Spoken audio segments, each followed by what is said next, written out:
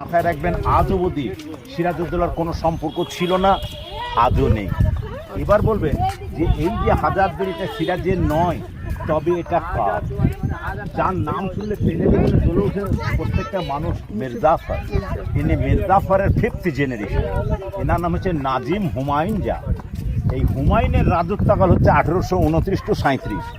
এই হুমায়ুন জা 1829-এ 9ই অগাস্ট এই হাজারদুয়ারির কাজ শুরু করেছিল, আর 1837-এ শেষ করেছেন। তাহলে হাজারদুয়ারি তৈরি হচ্ছে ম্যাডাম 1829 to 37, 8 বছরে। আর সিরাজউদ্দৌলা মারা গেছেন 1757 সালের 2 জুলাই। তাহলে 1757-তে যখন সিরাজ মারা গেলেন, তখন হাজারদুয়ারি তৈরি। হাজারদুয়ারি তৈরি তার 72 বছর পূর্বে সিরাজ মারা গেছে। তাহলে এই বাড়িটা সিরাজের নয়।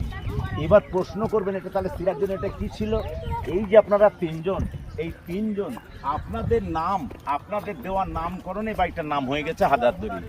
কারণ পুরো হলুদ বাড়িটা 12 বিঘা জমির মধ্যে যখন তিনজনে প্রবেশ করবেন, এই বাড়িটার মধ্যে টোটাল 1000টা দরজা পাবেন, যার মধ্যে 900 দরজা হচ্ছে আসল কাঠের, 100 দরজা হচ্ছে নকল চুন সুরকি। 900 আর 100 সর্বমোট হলো 1000। এই 1000টা দুয়ারের জন্য আপনারা তিনজন এই বাড়িটাকে হাজার দুয়ার করে নাম বানিয়ে দিলেন হাজারদুয়ারি। তাহলে 1000টা দুয়ারের জন্য ম্যাডাম হাজারদুয়ারির নাম হলো, কিন্তু অ্যাকচুয়ালি এই বাড়িটার নাম কি?